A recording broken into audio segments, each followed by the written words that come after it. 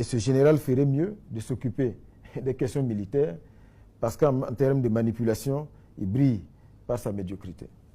Récemment, il y a le général américain qui déclarait, un général américain qui déclarait devant le Sénat des États-Unis que les ressources minières du Burkina ne profitent pas aux populations.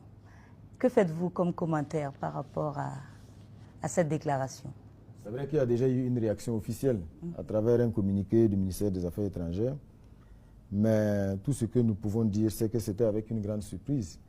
Et nous avons donc découvert cette déclaration qui ne s'appuie sur aucun rapport.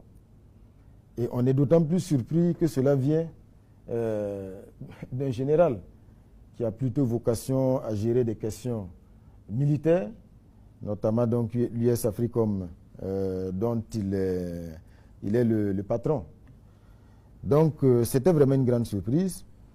Et ce qu'il faut dire déjà, c'est que ça n'a aucune chance de prospérer, cette manipulation. Parce que tout simplement, quand vous prenez le Burkina Faso aujourd'hui, grâce à la vision du chef de l'État dans le domaine de la production aurifère, ce qui se passe, c'est du jamais vu. Pour prendre l'exemple de l'année qui s'est achevée, 2024, la Société nationale des substances précieuses, SONASPE, a collecté plus de 8 tonnes d'or en 2024. Le premier trimestre 2025, nous sommes à plus de 11 tonnes d'or déjà collectées. C'est une société d'État. Et aujourd'hui, la question qu'il faut se poser, parce que ces quantités d'or énormes qui sont collectées sont issues en grande partie de l'exploitation artisanale. Posez-vous la question, où est-ce que cet or partait?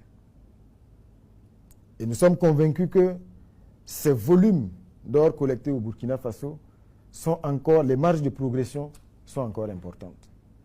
Donc il faut se demander déjà, alors toute cette quantité d'or, par quel circuit elle quittait le Burkina Faso? Aujourd'hui, tout est mis en œuvre pour que l'or du Burkina Faso profite au Burkina Faso. Pour la première fois, on est engagé dans un processus de constitution d'une réserve d'or au Burkina Faso.